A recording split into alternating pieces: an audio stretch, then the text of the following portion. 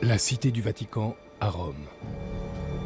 Le centre du monde pour 1,2 milliard de catholiques à travers le monde. Et lieu de résidence du guide des croyants, le pape. Dans cette cité renommée pour ses mystères et ses secrets, il est rare que les éminences accordent des entretiens. Je vous raconte tout. Vous choisirez dans mon récit les éléments qui vous sembleront les plus appropriés.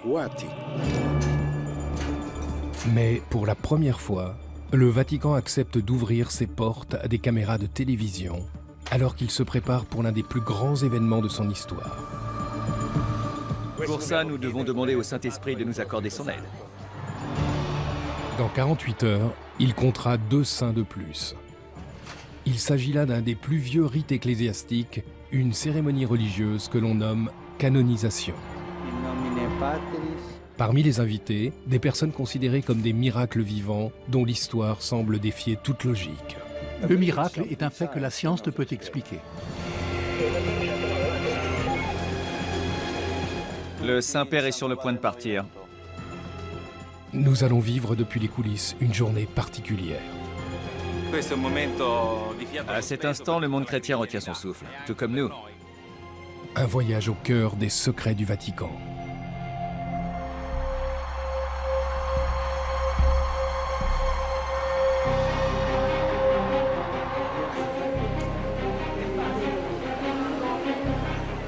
Aujourd'hui, en reconnaissant leur vie vertueuse et leurs miracles restés inexpliqués, l'Église catholique va faire des papes Jean XXIII et Jean-Paul II des saints.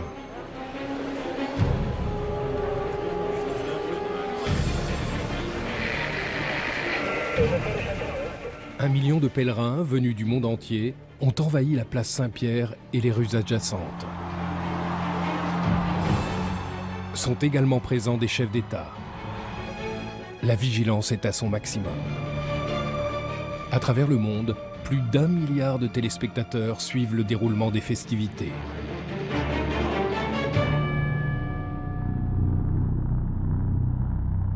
Il y a 2000 ans, le fondateur de l'Église catholique, Saint Pierre, a été crucifié la tête en bas sur une colline des environs de Rome.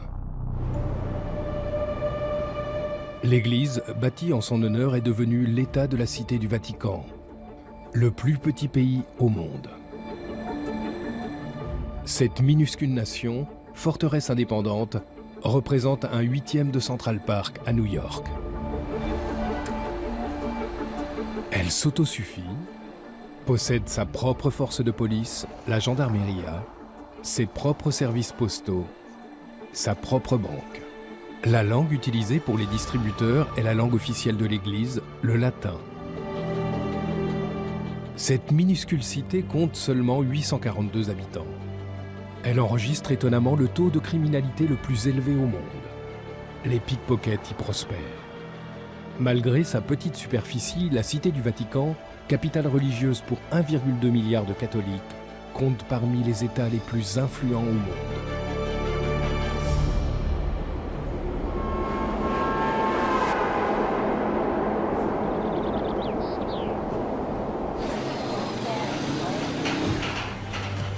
Dans 48 heures, se tiendra un événement qui mettra en valeur nombre de réformes qui ont influencé l'Église ces dernières décennies. Doucement. Restez au-dessous, soulevez-le doucement.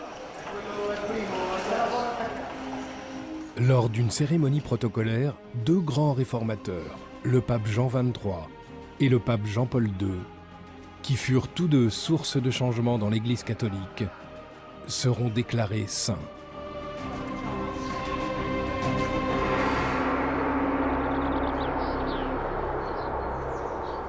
Guido Gusso était le majordome et le chauffeur de Jean XXIII. Il m'a demandé, « Tout est prêt ?» Après le déjeuner, nous allons faire une course. Jean XXIII était un homme prêt à bousculer les règles. J'ai ouvert le portail, j'ai sorti la voiture Le Saint-Père était assis à l'intérieur. Les gardes suisses se sont fâchés, la police italienne aussi, car le pape était sorti sans escorte, sans personne. Plus que de s'échapper, il avait envie d'être libre. Il voulait rencontrer les gens, parler avec eux, connaître les personnes. En 1962, le pape Jean XXIII comprend que l'Église catholique doit être plus moderne.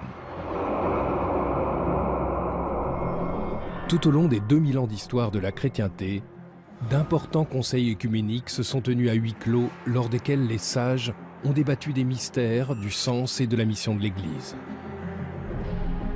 Avec le Concile Vatican II, convoqué par Jean XXIII, l'approche de l'Église envers ses fidèles a changé. Parmi les réformes importantes, celle d'autoriser que la traditionnelle messe en latin puisse être dite dans des langues modernes. Jean XXIII a révolutionné le langage de l'Église. Il ne s'exprimait pas sur un ton solennel. Il utilisait un langage simple, presque familier. Le Concile Vatican II affirme le droit de chaque individu à adopter la religion de son choix. Mais ces actes de modernisation et de libéralisation ont causé au sein de l'Église de profonds désaccords entre les progressistes et les traditionalistes. On ne peut envisager l'Église actuelle sans le Concile Vatican II. Cela a été une véritable révolution pour l'Église. Jean XXIII a eu le courage de repenser la mission de l'Église actuelle dans notre monde.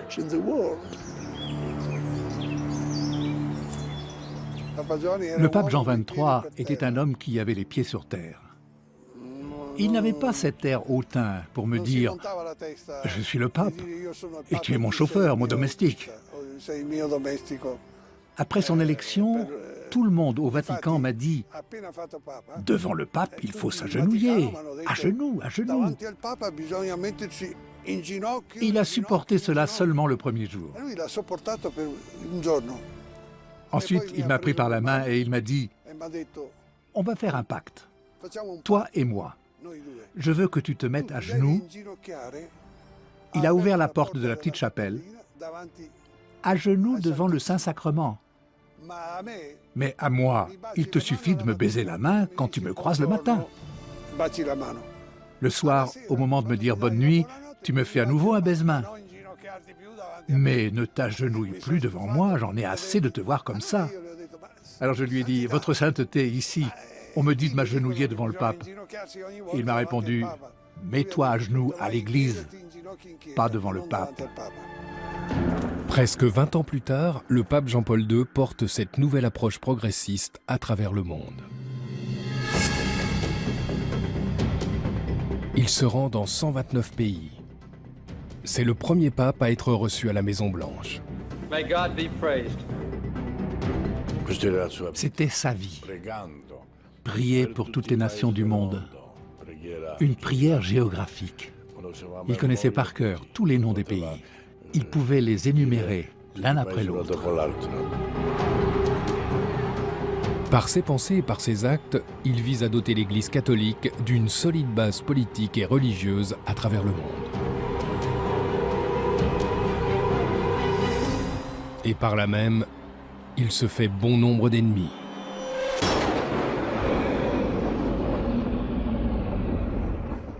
Sans Jean XXIII, sans Jean-Paul II, on ne peut pas comprendre le pape François.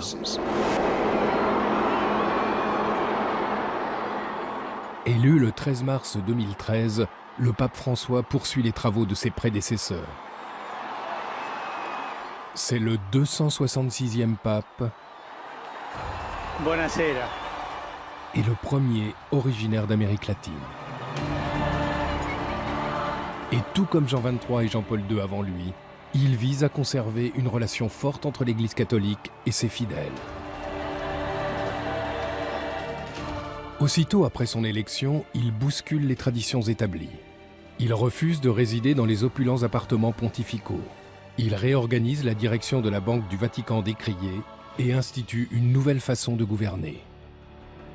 Les intentions du pape François ne sont pas très bien accueillies par les éminences politiques du Vatican. Et la canonisation de ces deux réformateurs, le même jour, est vécue par certains comme un signe fort.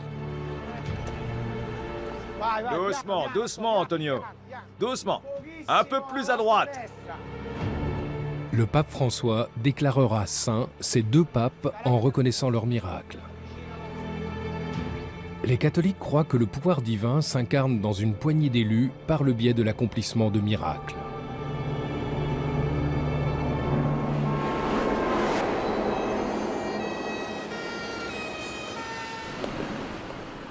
La canonisation est l'aboutissement d'une enquête de 7 années menée par une personne qui n'aime guère les caméras. Le postulateur de Jean-Paul II. Les postulateurs sont des agents du Vatican chargés de rassembler les preuves afin d'accorder la sainteté. Je vais vous conduire au bureau de la postulation. Son nom est Monseigneur Slavomir Oder. Atteindre la sainteté est une procédure mystérieuse. En premier lieu, le candidat doit être nommé par l'évêque local. En second lieu, le postulateur examine les vertus saintes et héroïques du candidat. Mais une chose l'intéresse par-dessus tout.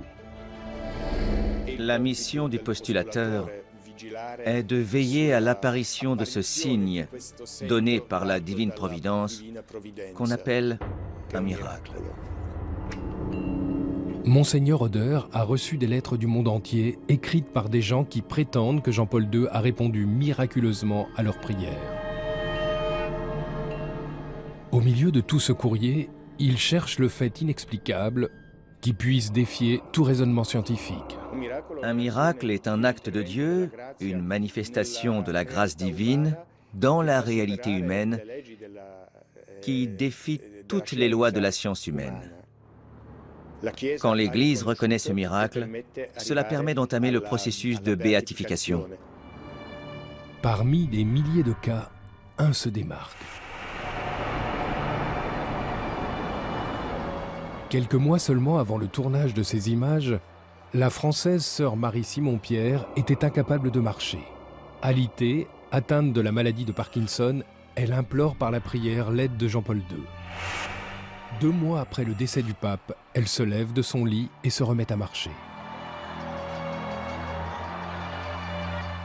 Cette incroyable guérison déconcerte les médecins.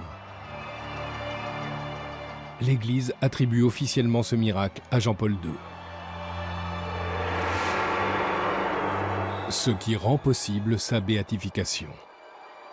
Il est devenu bienheureux, c'est-à-dire glorifié. Il n'est plus qu'à un pas de la sainteté. Un seul miracle est nécessaire pour accéder à la béatification. Pour la canonisation, il est nécessaire d'avoir accompli un deuxième miracle. La veille de la canonisation, une invitée particulière, indispensable au rituel, arrive au Vatican. Voici Madame Floribette, la femme miraculée. L'Église catholique considère Floribette Mora-Diaz comme la preuve vivante d'un miracle de Jean-Paul II et la clé de la sainteté du pape. Un miracle est une source d'émerveillement. Il peut survenir des guérisons, des miracles spirituels ou des conversions que la science ne peut expliquer.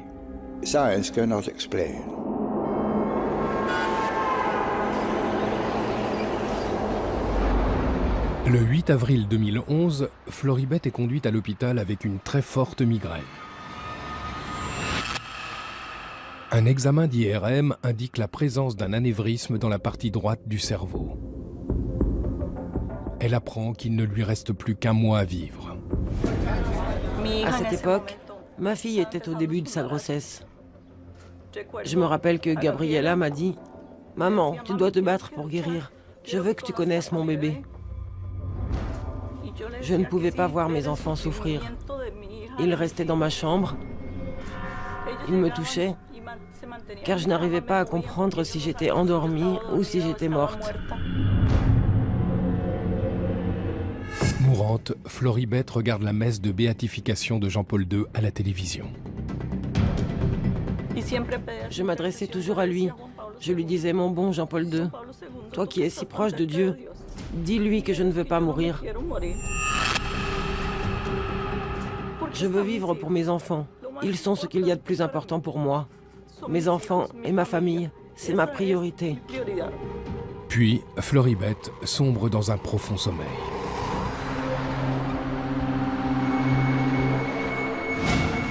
Ce jour-là, je me suis réveillée à 8 h du matin en me sentant différente. J'ai entendu cette voix qui me disait « Lève-toi » et elle a répété « Lève-toi ». Sa santé s'est améliorée. Un nouvel examen d'IRM révèle que l'anévrisme a disparu. Jamais on n'a vu un anévrisme guérir spontanément. Le Vatican invite Floribert à Rome pour se soumettre à une batterie de tests. Dans le cas de Floribert, il y a eu une disparition complète de l'anévrisme cérébral que la science ne peut expliquer. D'un point de vue scientifique, cela ne pouvait pas se produire. S'il y a bien eu un anévrisme, rien ne semble pouvoir expliquer cette guérison. Quand la science ne peut pas aller au-delà et nous dit « on ne sait pas ce qui s'est passé », l'Église répond « nous on sait, c'est un miracle ».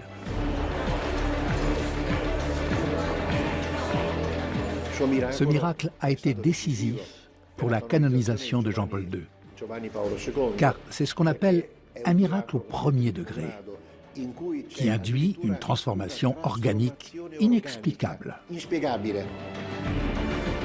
C'est la preuve qu'il fallait à l'Église catholique pour déclarer Jean-Paul II digne de sainteté.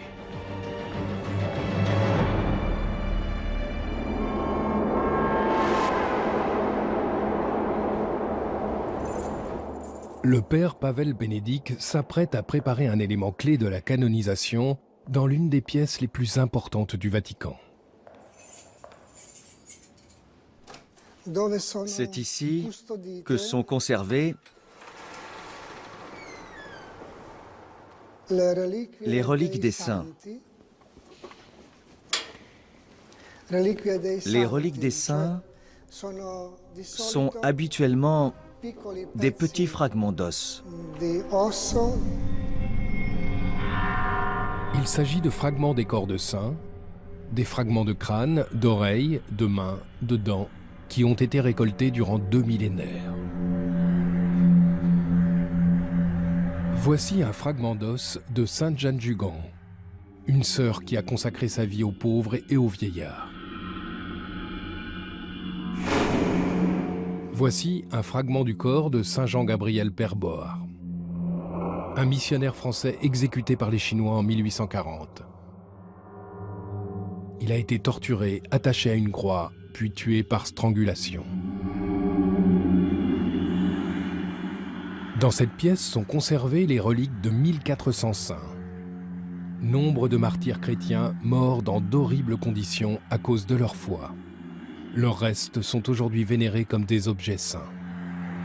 Les reliques des saints sont extrêmement importantes. Ce n'est pas une idée comme ça, c'est la réalité. Une relique donne une présence à ce qui n'est plus. Elle rend tangible la présence d'une personne morte il y a peut-être 3 ou 4 siècles. Pour les catholiques, ces fragments forment une partie du socle de leur foi. Ces reliques sont les signes d'une histoire vivante. D'habitude, je viens ici et je prie. Je prie les saints qui sont ici et qui nous ont précédés dans l'éternité. Je prie et je demande de l'aide.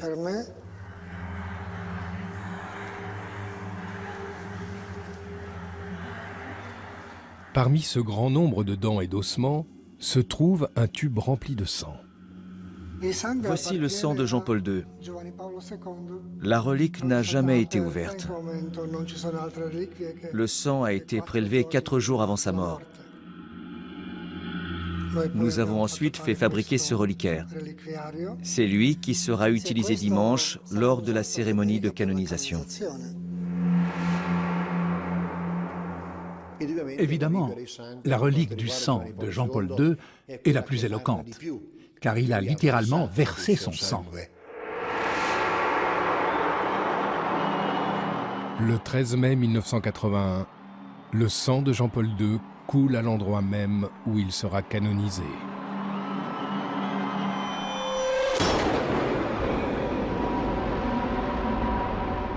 Soudain, on a entendu des coups de feu. Un inconnu tire à 2 reprises sur le pape. Il tombe dans les bras de son secrétaire particulier. Il a perdu beaucoup de sang. On a immédiatement décidé de le conduire à l'hôpital.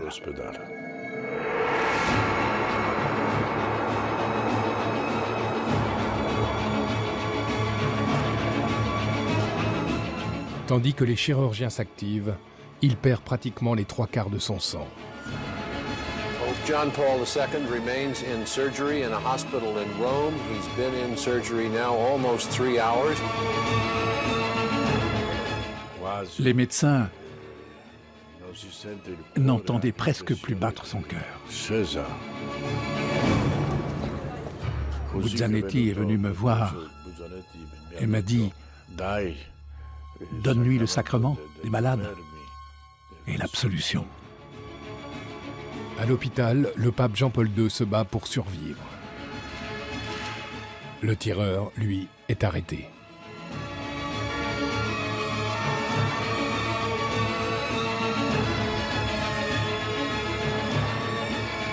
Tous les regards de la planète se tournent vers le Vatican.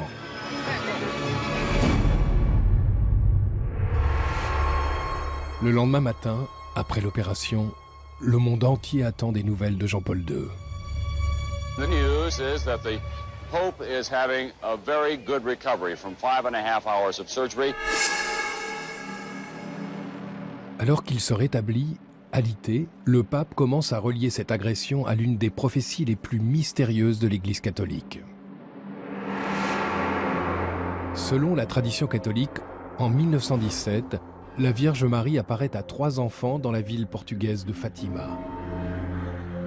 Elle leur révèle 3 prophéties, 3 secrets, qui sont couchés sur le papier, mis dans des enveloppes scellées et envoyés au Vatican. Le premier des secrets est une vision de l'enfer. Le second enseigne la façon dont les pécheurs peuvent se racheter. Le troisième reste dans son enveloppe, à l'abri au cœur du Vatican. On a tiré sur le pape Jean-Paul II le 13 mai, 64 ans exactement après l'apparition de Fatima. Le pape a alors demandé qu'on lui apporte l'enveloppe qui était scellée depuis 1942. Il ouvre l'enveloppe et lit le 3e secret de Fatima. Tout à coup, 2 balles le percutèrent.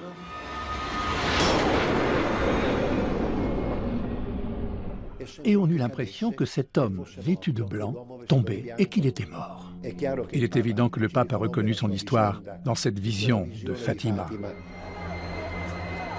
Le pape était intimement persuadé qu'il aurait dû mourir dans cet attentat et que la Vierge Marie lui avait sauvé la vie. Pour beaucoup de catholiques, cette prophétie est une preuve supplémentaire de la sainteté de Jean-Paul II et d'un destin guidé par la divine providence. Après la tentative d'assassinat sur la personne de Jean-Paul II, le Vatican a renforcé sa sécurité. Aujourd'hui, rien ne sera laissé au hasard.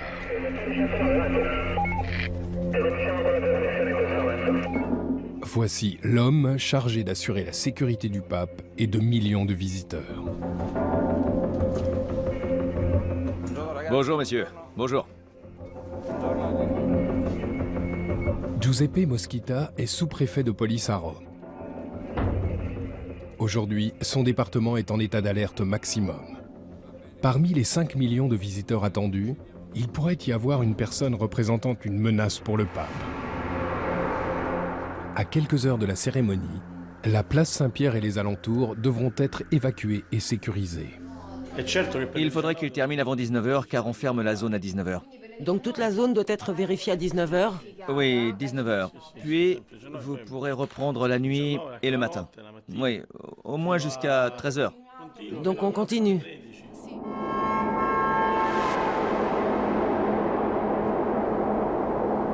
La police de Rome est en charge de la sécurité publique.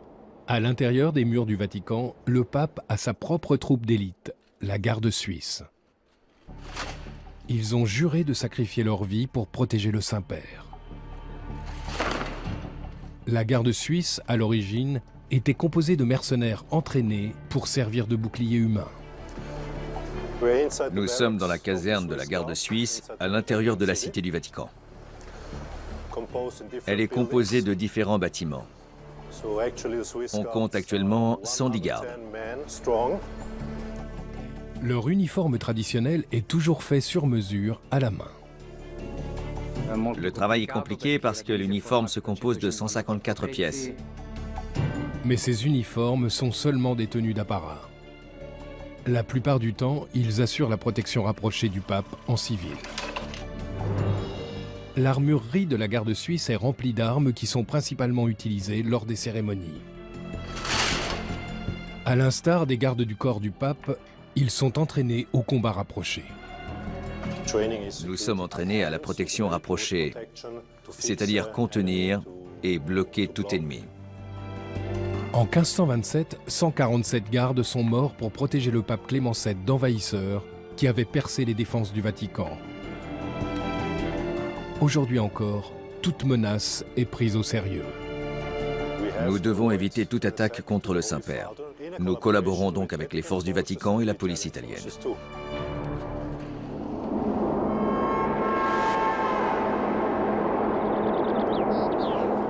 La police italienne, conduite par le sous-préfet Giuseppe Moschita, doit maintenant disperser les milliers de pèlerins de la place Saint-Pierre pour vérifier l'éventuelle présence d'une bombe. Nous allons évacuer la zone. L'entrée se fera par la Via della Conciliazione. Vous devez aller là-bas, vous ne pouvez pas entrer par ici. D'accord.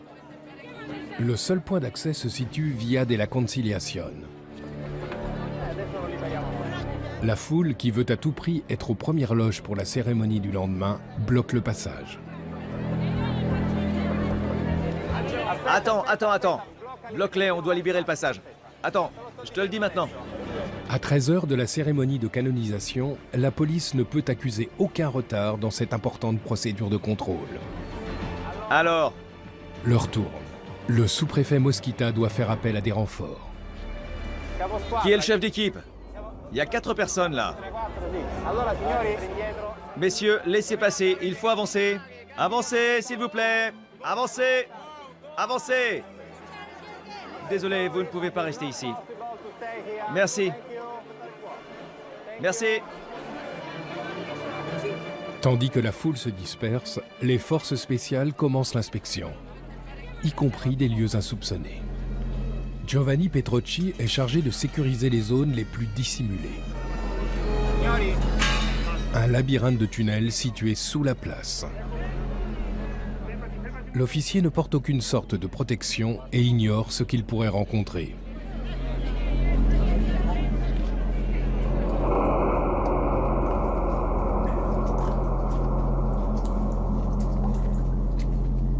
Nombre de tunnels sous la place Saint-Pierre et sous la basilique datent de l'époque romaine, soit plus de 2000 ans. Après la constitution de l'église, tout cela devient une nécropole souterraine où sont conservés les restes des premiers chrétiens et peut-être les ossements de Saint-Pierre lui-même. On vérifie qu'il n'y a rien de suspect. Rien qui puisse s'apparenter à un explosif.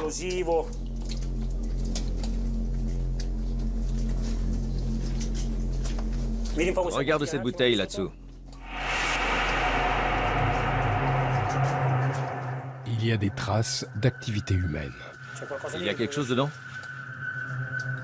Non. Très bien.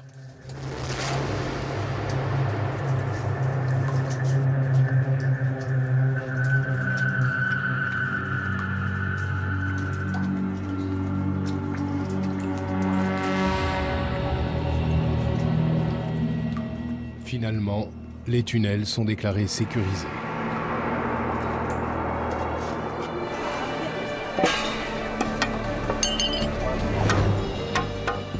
Les accès sont scellés au fer à souder pour empêcher toute intrusion. « 50 mètres plus haut sur le toit de la basilique Saint-Pierre. Nous y voilà. Andrea Benedetti, chef d'équipe des ouvriers de la basilique, vérifie une dernière fois qu'aucun intrus n'a pénétré dans ce tunnel de maintenance secret. À droite, nous avons le toit de la chapelle del Coro. Des caméras sont autorisées à filmer ici pour la première fois. C'est un privilège unique que d'avoir une telle vue de la basilique, loin du parcours habituel des touristes.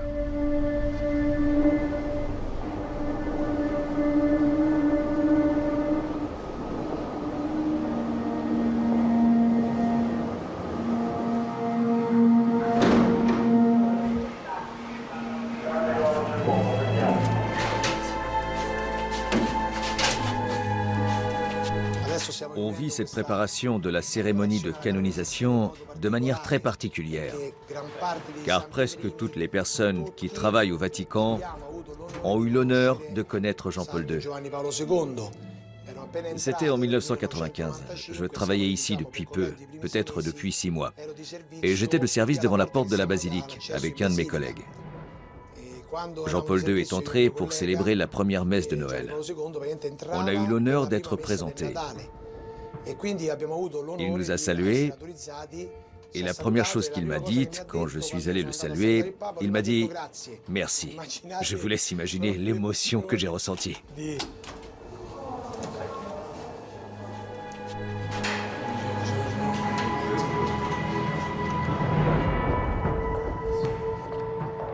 Tout en bas, Andrea et son équipe ont encore une tâche importante à accomplir. Ils doivent remplacer l'inscription sur la tombe de Jean-Paul II par Sanctus, le mot latin pour saint. Fais une petite marque sur le côté. Ça y est, t'es prêt Mauricio? Attends, t'es prêt? Tenez-la bien. Vas-y, perce. Il y a 500 ans, d'habiles architectes lancent la construction de ce vaste édifice. Les matériaux utilisés proviennent des ruines de la Rome antique.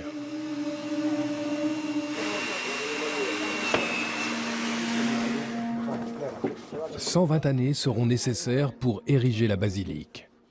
L'édifice n'a jamais cessé de subir des modifications. Les cales sont posées, la colle prend. Les ouvriers du Vatican prient pour le futur saint. Saint Jean-Paul II, priez pour nous.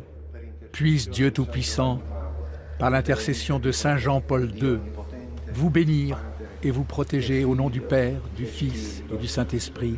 Amen.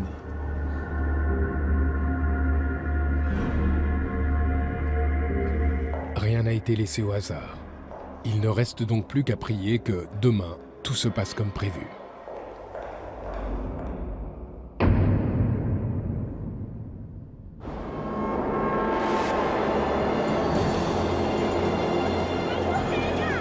À 3 heures du matin, les portes de la place Saint-Pierre s'ouvrent.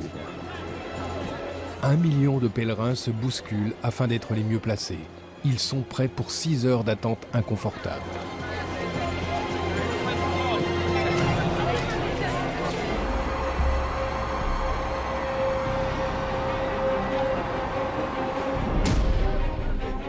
Aujourd'hui, en reconnaissant leur vie vertueuse et leurs miracles restés inexpliqués, l'Église catholique va faire des papes Jean XXIII et Jean-Paul II des saints.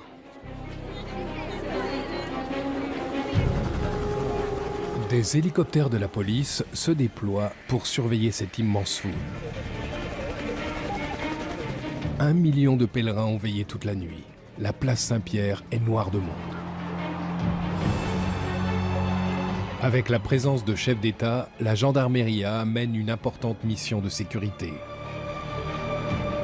Et les snipers de la police se mettent en position.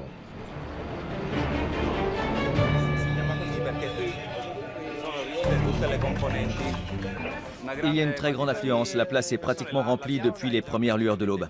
Et depuis 2 heures, la Via della Conciliazione est remplie aussi. Les accès ont été fermés aux alentours de 8h30. C'est exact. Nous attendons maintenant le début de la cérémonie. Parfait. Parfait. Parfait, bien reçu. Là, ces gens sont en train de prendre un selfie. 1 million de visiteurs sont présents à Rome pour la cérémonie. Et plus d'1 milliard de personnes à travers le monde suivront le direct, relayé par satellite en haute définition et même en 3D. Pour le moment, tout se déroule comme prévu. J'espère que tout va bien se passer, que les caméras vont marcher, les satellites aussi. Pour ça, nous devons demander au Saint-Esprit de nous accorder son aide. Seul le CTV, le centre de télévision du Vatican, retransmet l'événement. Il exerce un contrôle strict de l'image publique de l'Église diffusée à travers le monde.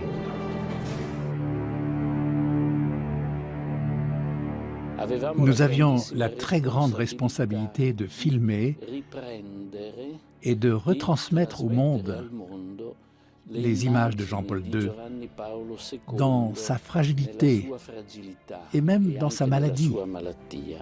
Jean-Paul II voulait être vu et connu, même dans sa grande faiblesse. Nous devions en être les principaux intermédiaires par le biais de la télévision, avec beaucoup de respect et beaucoup d'amour. J'ai donc vécu avec une grande intensité les dernières années de la vie de Jean-Paul II à travers le regard de la caméra, qui était toutefois très proche, très intime et guidé par un respect et un attachement à sa personne et au témoignage humain et profond de sa foi durant ces années.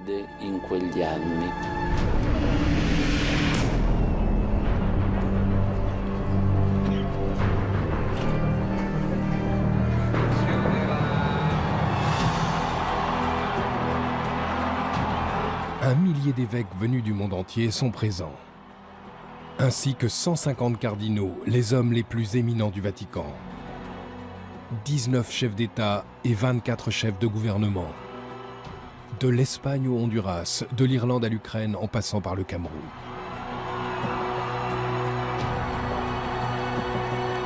Une multitude de personnes qui en attendent une seule. Le pape François. Depuis une salle de contrôle secrète au cœur du Vatican, la gendarmeria suit le parcours du pape. Bloquez la circulation. C'est le moment où le pape est le plus exposé. La voiture démarre. Le 112 à toutes les unités, le Saint-Père est sur le point de partir. Au 112, bien reçu. Durant 3 minutes, tout mouvement au cœur de la cité du Vatican est proscrit, le temps que le pape rejoigne la basilique Saint-Pierre pour la cérémonie.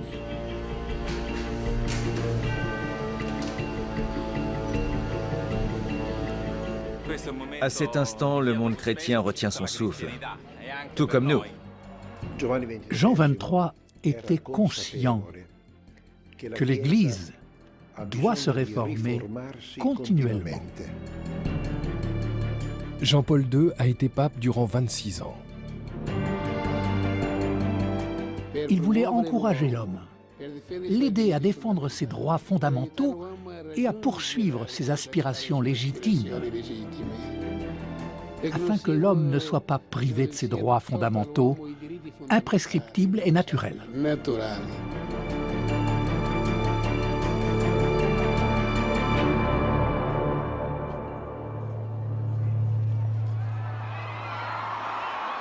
Avec l'arrivée du pape François, la longue attente prend fin.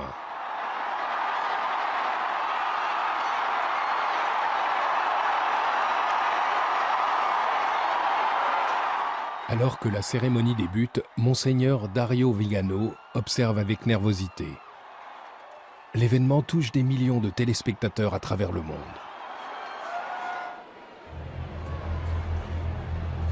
Floribette Mora-Diaz, touchée par le miracle, s'approche.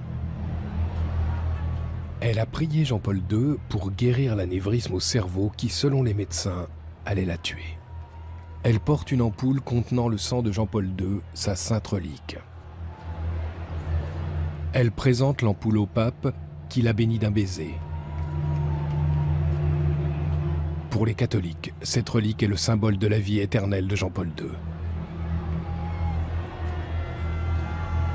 Le pape François lit la formule sacrée de la canonisation. Ac deplorimorum fratum Nortorum Consilio, Beatos Ioannem Vicesimum Tertium et Ioannem Paulum Secundum, Sanctos in nomine Patris et Filii et Spiritus Sancti. Par ces mots en latin, il proclame officiellement l'existence de 2 nouveaux saints.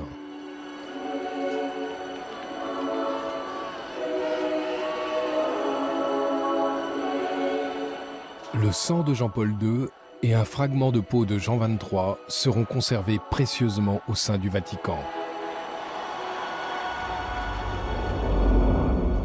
Les reliques des 2 nouveaux saints seront vénérées par des millions de personnes à travers le monde.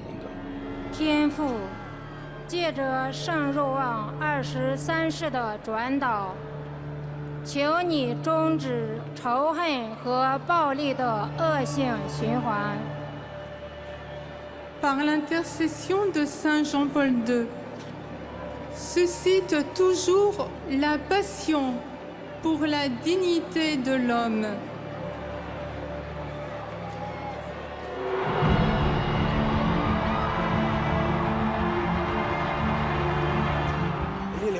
L'émotion était à son comble. C'est difficile à décrire. C'est une émotion, un frisson qui vous parcourt tout le corps.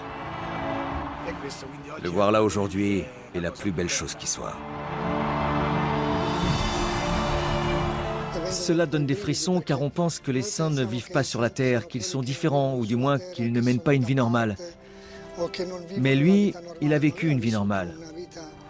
Il était évêque de Rome, il était le pape, il était l'évêque de Cracovie, il était prêtre. Maintenant, il est officiellement un saint. Je pense que je pleurerai un peu. De joie, pas de tristesse.